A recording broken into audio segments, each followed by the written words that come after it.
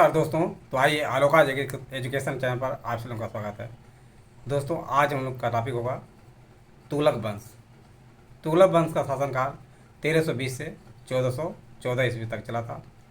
तो इनके यानी तुगलक वंश के प्रमुख तथ्यों के विषय में हम लोग आज चर्चा करेंगे। तो ध्यान से सुनिए। 1320 ईस्वी में तुगलक वंश की स्थापना गयासुद्दीन तुगलक के द्वारा किया गया था। तुगलक वंश की स्थापना दोस्तों ध्यान रखिए 1320 ईस्वी में। खिलजी वंश के बाद तुगलक वंश की स्थापना 1320 ईस्वी में किसके द्वारा किया गया था? गयासुद्दीन तुगलक के द्वारा किया गया था, जिसे गाजी मलिक भी कहा जाता है। जिसे गाजी मलिक भी कहा जाता है। तो ध्यान रखिए, जिसे गाजी मलिक भी कहा जाता है। किसे? गयासुद्दीन तुगलक को। सल्तनत काल में नहरों का निर्माण तथा डाक व्यवस्था का आरंभ करने वाला प्रथम सुल्तान कौन था? तो प्रथम सुल्तान दोस्तों जो है गयासुद्दीन तुगलक था। गयासुद्दीन तुगलक ने नहरों का निर्माण, डाक व्यवस्था इत्यादि का उसने व्यवस्था किया था। तो ये सारी बातें आप लोग ध्यानपूर्वक सुनिए। किस सूफी संत के साथ गयासुद्दीन तुगलक के संबंध अच्छे नहीं थे? तो गयासुद्दीन तुगलक के संबंध वो कौन सा सूफी संत था जिसके साथ अच्छे नहीं थे? निजामुद्दीन औलिया। निजामुद्दीन औलिया के साथ जो है गयासुद्दीन तुगलक का व्यवहार जो है अच्छा नहीं था या संबंध अच्छा नहीं था। बंगाल अभियान के से लौटते समय गयासुद्दीन तुगलक ने आदेश दिया था कि उसके दिल्ली पहुंचने से पहले ही औलिया दिल्ली छोड़ दें। गयासुद्दीन तुगलक का आदेश था कि दिल्ली पहुंचने से पहले ही क्या करें? दिल्ली पहुंचने से पहले ही निजामुद्दीन औलिया जो है दिल्ली को छोड़ दें। लेकिन इसी संदर्भ में निजामुद्दीन औलिया ने सुल्तान के विषय में कहा था। किसने? निजामुद्दीन औलिया ने सुल्तान गयासुद्दीन तुगलक के विषय में क्या कहा था? कहा था कि दिल्ली अभी दूर है, यानी हुनूज दिल्ली दूर अस्त। ये बात किसने कही थी? निजामुद्दीन औलिया ने गयासुद्दीन तुगलक को कहा था। क्योंकि गयासुद्दीन तुगलक ने कहा था कि निजामुद्दीन औलिया जो है दिल्ली हम पहुँचे तब तक जो है वो दिल्ली छोड़ दें। कौन? निजामुद्दीन औलिया दिल्ली छोड़ दें। इसी बात पर निजामुद्दीन औलिया ने कहा था हुनूज दिल्ली दूरस अस्त, यानी दिल्ली अभी दूर है। दिल्ली अभी दूर है। कृषि के विकास हेतु अमीर कोही नामक नया विभाग की स्थापना किसने किया था? तो कृषि के विकास हेतु अमीर कोही नामक विभाग की स्थापना मोहम्मद बिन तुगलक के द्वारा किया गया था। मोहम्मद बिन तुगलक के द्वारा दोस्तों ध्यान रखिए अमीर कोही कृषि विभाग की स्थापना की गई थी। सुल्तान द्वारा प्रारंभ किया गया था। ये कौन? मोहम्मद बिन तुगलक के द्वारा जो है प्रारंभ किया गया था। किसके द्वारा? मोहम्मद बिन तुगलक के द्वारा जो है अमीर कोही कृषि विभाग की स्थापना की गई थी। भारत में सर्वप्रथम सांकेतिक मुद्रा का प्रचलन किसके शासन काल में हुआ था? तो सर्वप्रथम सांकेतिक मुद्रा का प्रचलन जो है मोहम्मद बिन तुगलक के समय में हुआ था। मोहम्मद बिन तुगलक के समय में सांकेतिक मुद्रा का प्रचलन हुआ था। मोरक्को निवासी इब्न बतूता किसके शासनकाल में भारत आया था? तो ध्यान रखिए दोस्तों जो है मोरक्को निवासी इब्न बतूता जो है मोहम्मद बिन तुगलक के समय में 1333 ईस्वी में भारत आया था। रेहला नामक पुस्तक का रचनाकार कौन था? तो रेहला नामक पुस्तक का रचनाकार दोस्तों ध्यान रखिए इब्न बतूता था। कौन था? Ibn Battuta. इब्न बतूता कौन था? रेहला नामक पुस्तक का रचनाकार था। मोहम्मद बिन तुगलक के काल में ही सल्तनत से विद्रोह कर 1336 ईस्वी में 1336 ईस्वी में सल्तनत से विद्रोह कर हरिहर एवं बुक्का ने क्या किया? विजयनगर साम्राज्य की स्थापना की। विजयनगर राज्य की स्थापना हरिहर एवं बुक्का के द्वारा 1333 ईस्वी में की गई थी। 1336 ईस्वी में दोस्तों ध्यान रखिए 33 नहीं 1336 ईस्वी में हरिहर एवं बुक्का के द्वारा जो है विजयनगर की स्थापना की गई थी। विजयनगर की स्थापना था 1347 में 1347 ईस्वी में हसन गंगू। कौन? हसन गंगू ने बहमनी राज्य की स्थापना की। 1347 ईस्वी में हसन गंगू ने बहमनी राज्य की स्थापना की। यानी 1347 ईस्वी में बहमनी राज्य की स्थापना किसने की थी? हसन गंगू ने। हसन गंगू ने बहमनी राज्य की स्थापना कब की थी? 1343 ईस्वी में। मोहम्मद बिन तुगलक के काल में ही सल्तनत में विजयनगर की स्थापना किनके द्वारा की गई थी?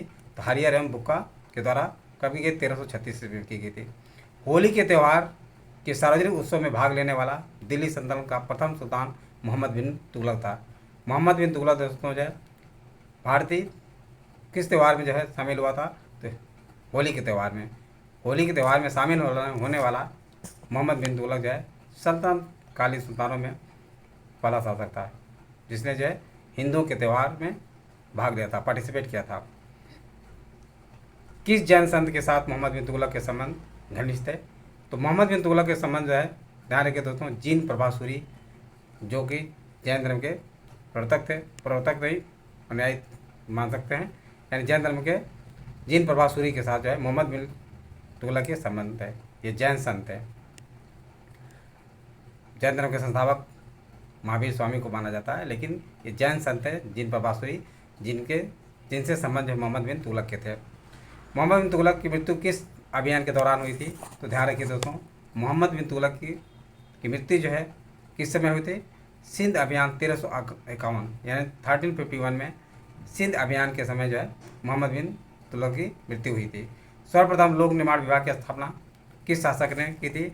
तो सर्वप्रथम लोक निर्माण विभाग की स्थापना दोस्तों ध्यान रखिए फिरोज शाह तुगलक के द्वारा की गई थी। टोपरा तथा मेरठ से 2 अशोक स्तंभ लेख किस शासक द्वारा दिल्ली लाए गए थे? तो टोपरा एवं मेरठ से 2 स्तंभ लेख जो है फिरोज शाह तुगलक के द्वारा दिल्ली लाए गए थे। सबसे अधिक गुलाम किस सुल्तान के दरबार में थे? तो सबसे अधिक गुलाम दोस्तों जो है फिरोज शाह तुगलक के दरमियान थे। ब्राह्मणों पर जजिया कर लगाने वाला प्रथम मुस्लिम शासक कौन था? तो ब्राह्मणों पर जजिया कर लगाने वाला प्रथम मुस्लिम शासक फिरोज शाह तुगलक था। हक ए सर्ब नामक सिंचाई कर लगाने वाला दिल्ली का प्रथम सुल्तान कौन था? तो फिरोज शाह तुगलक के द्वारा दोस्तों जो है हक ए सर्ब जो कि सिंचाई करता लगाने वाला व्यक्ति फिरोज शाह तुगलक था। फिरोज शाह काल में स्थापित विभाग कौन कौन थे? दीवान बंदगान की स्थापना दोस्तों फिरोज शाह तुगलक ने ताशों की देख रेख के लिए किया था। दीवान इश्तिहाक पेंशन देने के लिए एक विभाग की स्थापना फिरोज शाह तुगलक के द्वारा किया गया था। दीवान खैरात असहाय लोगों की सहायता करने के लिए दीवान खैरात की व्यवस्था जो है फिरोज शाह तुगलक के द्वारा की गई थी। दिल्ली सल्तनत के तुगलक वंश का अंतिम शासक कौन था? तो नासिरुद्दीन महमूद दोस्तों जो है तुगलक वंश का अंतिम शासक था। नासिरुद्दीन महमूद तुगलक वंश का अंतिम शासक था। नासिरुद्दीन महमूद के शासनकाल में मध्य एशिया के महान सेनानायक तैमूर 1398 ईस्वी में भारत पर आक्रमण किया था।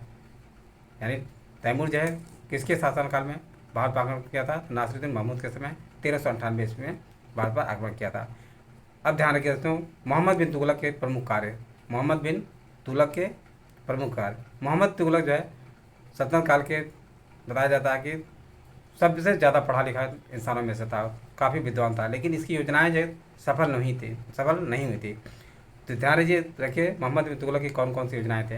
राजधानी परिवर्तन, मोहम्मद बिन तुगलक के द्वारा जो राजधानी परिवर्तन 1326-27 ईस्वी में की गई थी। 1326-27 ईस्वी में मोहम्मद बिन तुगलक ने राजधानी परिवर्तन किया था। विशेषता इसकी थी, तुगलक ने देवगिरी का नाम फिर दौलताबाद रखकर उसे सल्तनत की राजधानी बनाया। दिल्ली का मतलब देवगिरी का नाम क्या रखा? दौलताबाद रखा और उसे राजधानी बनाया। यह योजना असफल रही। 1335 ईस्वी में पुनः दिल्ली को राजधानी बनाया गया। यानी फिर मोहम्मद बिन तुगलक ने 1335 ईस्वी में पुनः दिल्ली को राजधानी बनाया। दोआब में कर वृद्धि ने मोहम्मद बिन तुगलक की यह दूसरी योजना थी। यह योजना भी असफल रही, क्योंकि 1327-28 ईस्वी में उस समय वहाँ अकाल पड़ जाने के कारण जनता कर देने में असमर्थ हो गई, कर नहीं दे सकी। 1527-28 में अकाल पड़ जाने के कारण जनता जो है कर देने में असमर्थ रही। सांकेतिक मुद्रा का प्रचलन तीसरी योजना थी मोहम्मद बिन तुगलक की, सांकेतिक मुद्रा के प्रचलन। 1330 ईस्वी में दोस्तों जो है मोहम्मद बिन तुगलक ने सांकेतिक मुद्रा का प्रचलन कराया। चांदी की कमी का सामना करने के लिए सांकेतिक मुद्रा का प्रचलन किया गया, किंतु नियंत्रण के अभाव में यह योजना भी मोहम्मद बिन तुगलक की असफल रही। यह भी योजना जो कि कब 1330 ईस्वी में सांकेतिक मुद्रा का प्रचलन किया गया था, ये भी योजना मोहम्मद बिन तुगलक की असफल रही। खुरासान का अभियान 1336 से 37 ईस्वी 1336 से 37 ईस्वी जो है मोहम्मद बिन तुगलक के द्वारा खुरासान अभियान चलाया गया। खुरासान पर विजय प्राप्त करने के लिए तुगलक ने 3,70,000 सैनिकों का गठन करके उन्हें 1 वर्ष का अग्रिम वेतन दे दिया। जिसका परिणाम हुआ कि उसका खजाना खाली हो गया। और इस तरह से ABS अभियान जो है क्या हुआ, मोहम्मद बिन तुगलक का असफल रहा। कराची अभियान 1337-38 ईस्वी, तुगलक ने खुसरो मलिक के नेतृत्व में, किसके, खुसरो मलिक के नेतृत्व में, दोस्तों ध्यान रखिए, लाखों सैनिकों को भेजा, किंतु मौसमी दशा खराब होने के कारण यह योजना भी क्या हुई, असफल रही। इस तरह आप लोगों को तुगलक वंश के सारे तथ्य के बारे में जानकारी हासिल हुई। यदि वीडियो अच्छा लगा हो तो इसे सब्सक्राइब करो, लाइक अवश्य करें तथा अपने सगे संगी और दोस्तों को शेयर करना न भूलें। थैंक यू दोस्त, नेक्स्ट वीडियो मिलेंगे।